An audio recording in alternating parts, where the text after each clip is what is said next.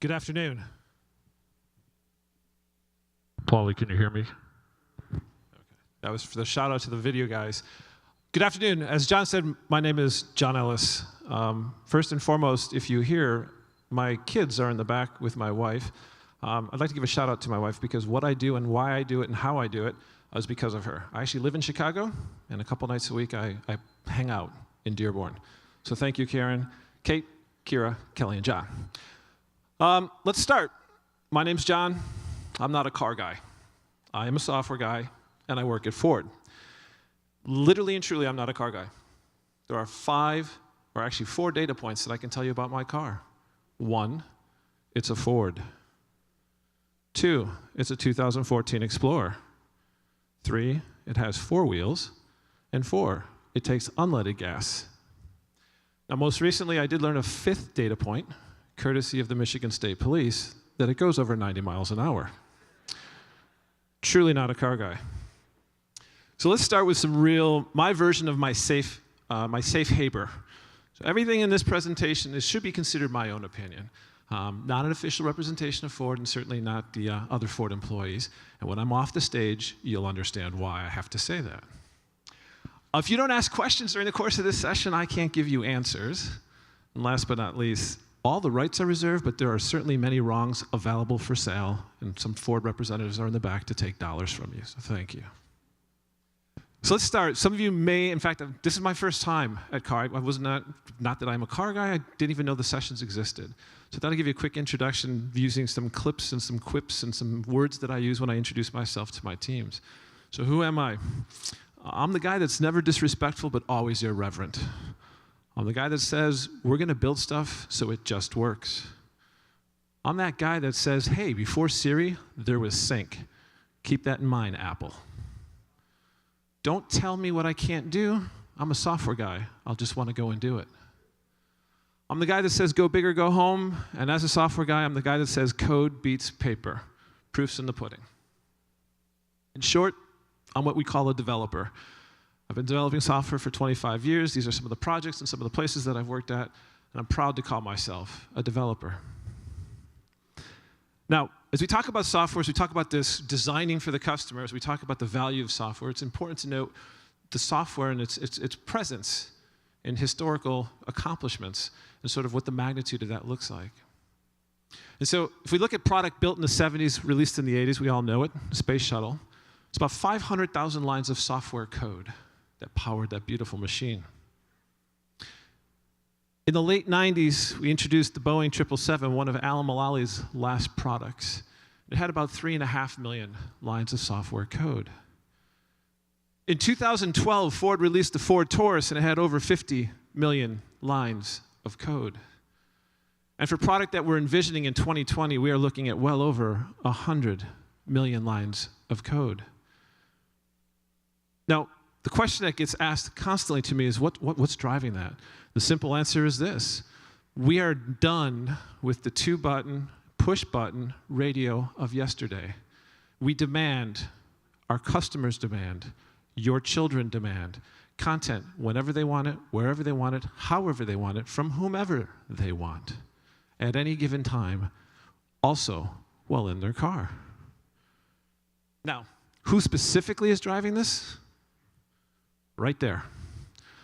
The kid that's born into the age of the phone, that understands how to pinch and zoom, that knows how to move things around.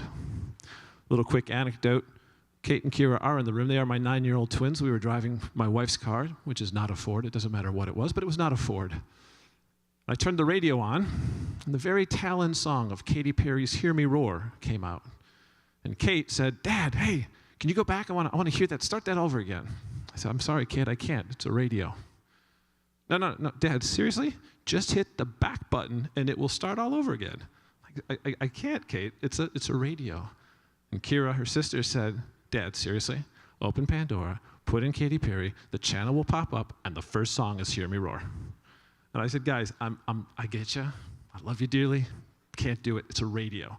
What that means is there are people out there telling you what to listen to and when. It's called radio. About 30 seconds pass, and Kate says, well, that's stupid. About another minute passes, they're chit-chatting in the back, and Kira says, "Don't worry, Daddy can fix it. He works with software." I just had to cry as a proud parent.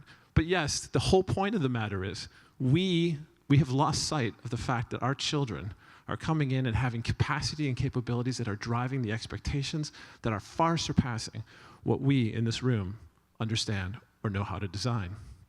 Now, there's a maxim for any of you who are out there doing software development. Developers are efficient. That's code word for we're lazy. So we do things like pound include and go get somebody else's code. So I'm going to pound include smarter people that went before me, specifically the group from yesterday that talked about millennials in the workplace and what they need and what they want, and all that's true. And they're our buying population, and they're going to have kids, and their kids are going to have kids.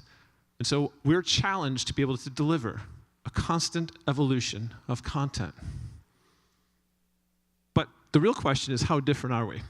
And I've heard it, oh God, they wear jeans. Well, I'm wearing jeans, but they wear jeans, they do this. There's a new word they created called leisure, courtesy of Lynn yesterday. But it's actually deeper than that. It's organically, chemically different. This is us. For those of you that don't quickly know that, those are the three principal components of gasoline. Organically different, because that's what drives our children. That's what drives the millennials. For those of you that don't know that, that is caffeine. And it is best summed up by Don Tapscott in a book called Grown Up Digital. He has looked at what is happening and the fundamental changes in the physiological, the mental processing of the people that we're trying to build and design cars for today, who are 9 and 10 like my daughters, but will be buying cars 6, 7, or 8 years from now. So, following on with my colleague Chuhi, I am proposing, and we've been working on redefining the term automobile. Redefining it to be the 3 C's plus D. And the first C is the car, that which we know and love. And the second C is cellular. Now this is an old school term, cellular. I know it's called a mobile device or BYOD, et cetera, but if I used any of those other letters, I couldn't say 3 C's plus D, so bear with me. And then the cloud. And we know what we're talking about when we talk about connecting all three. That's the new automobile experience. Ford's not first in talking about that. We've been talking about that. Our colleagues are talking about that. And in the center is D, the driver. That's the new automobile. That's the new space of automotive. Now, so what? And why is that redefinition important? Well, here's why. Because the minute you think like that, we now know that software, automotive software, is broader than the car. And that is important because, as John pointed out, it means that it's teachable.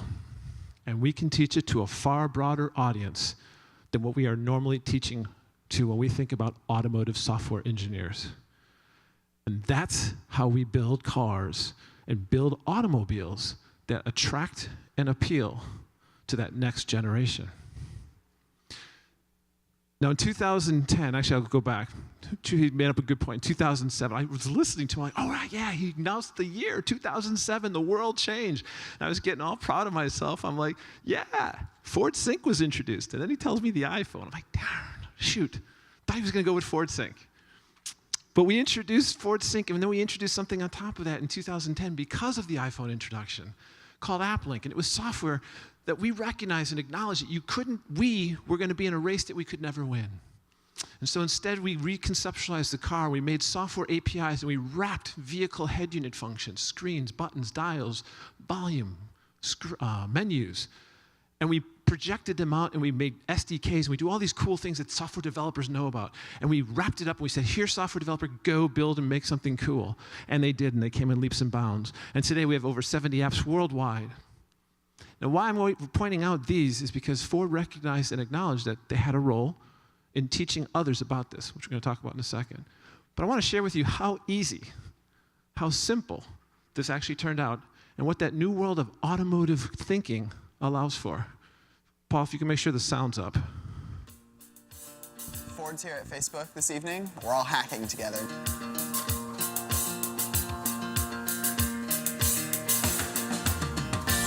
Welcome to this hackathon. Do something awesome. I'm excited to see it. And if it is your first hackathon,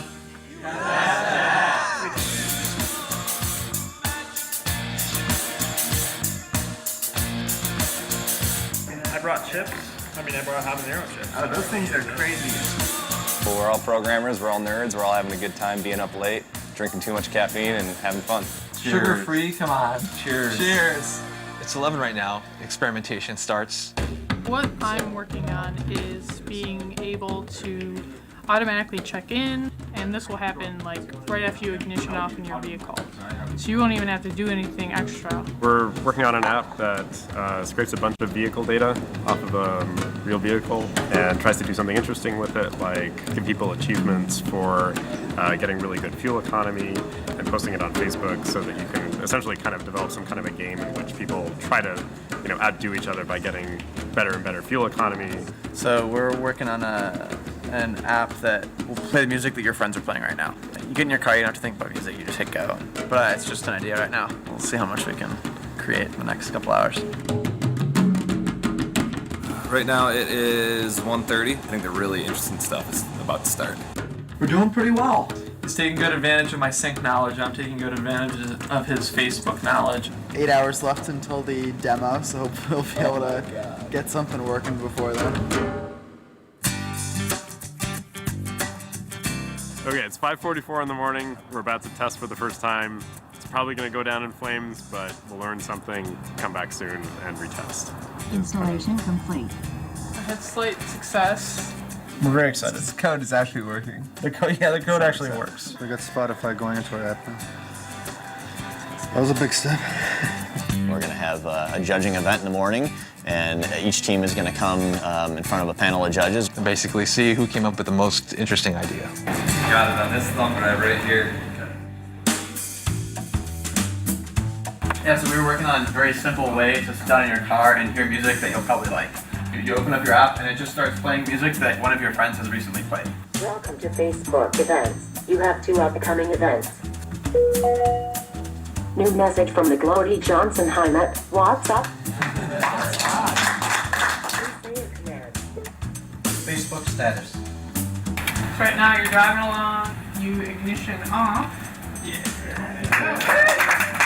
Oh, actually really good showing. A bunch of things that I wish I had in my car. A few demos that you see, you're like, yeah, we should just have this on the site immediately. This is just a feature we should immediately have.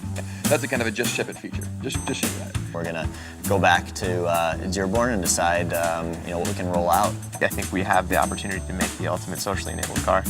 Hey, Matt, you okay? Oh, man, he's out.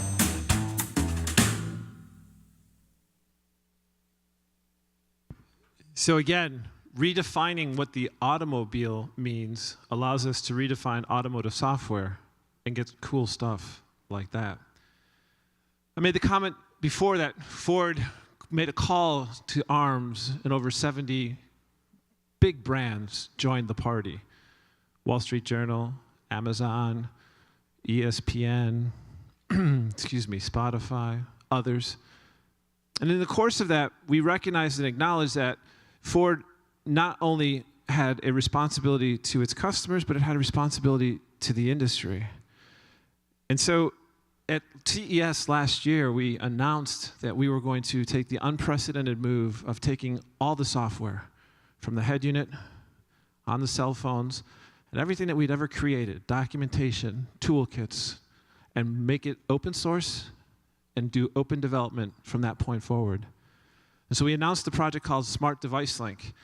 On April 19th, we've committed the code, and since then we have been publicly working in the public on the next generation of the connectivity software that we called AppLink. We constantly talk and evangelize it.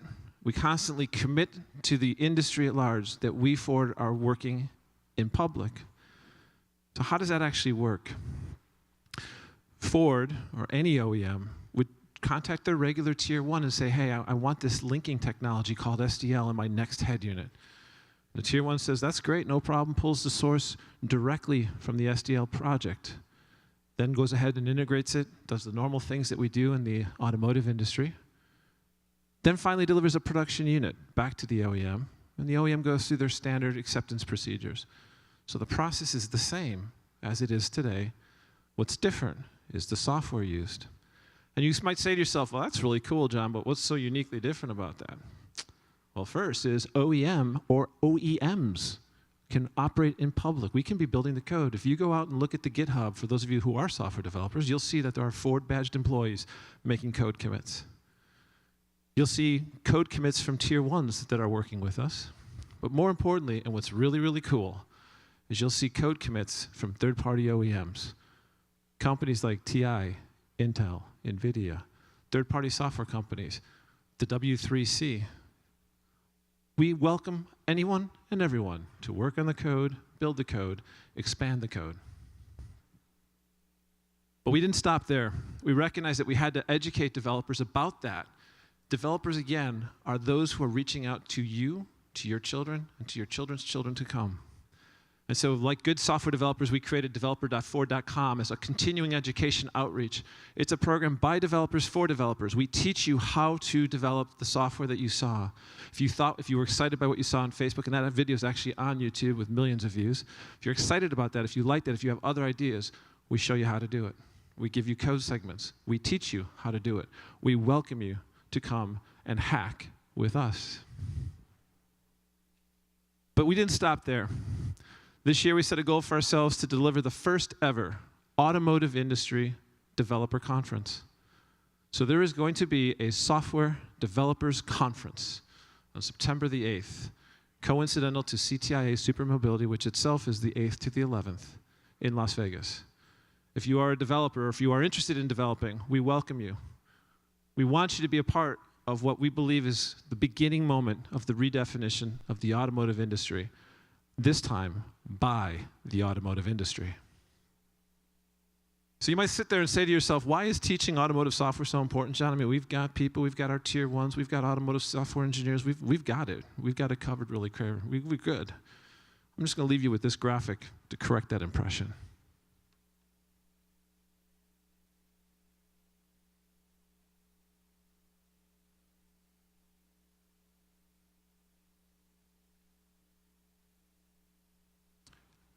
So Brett told me this was going to be a tough crowd. Either we're really slow readers or there's just not the humor that I was expecting. You should be raucously laughing like, hey, I have that experience. Who here has tried to file copy from one place to another and seen it go from 5 minutes to 2 minutes to 30? Come on, raise your hand. Laugh with me, people. Come on. Oh, man, Paulie, I'm going to need to do that rapping thing here. It's like, come on. All right. So, as Ayn Rand said, we can evade reality, but we cannot evade the consequences of evading reality.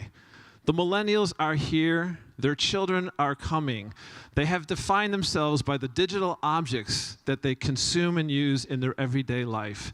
They are demanding and will relentlessly demand until we, the automotive industry, deliver what they want and what they need. Software is important. As John Warniak pointed out, it does rule. Product is great. Product is cool. But software rules. Ford Motor Company is proud to call itself a software company, and we welcome each and all of you to come and code with us. Ladies and gentlemen, my name is John Ellis. I am not a car guy. I'm a software guy, but I am proud to say I work at Ford Motor Company. Thank you.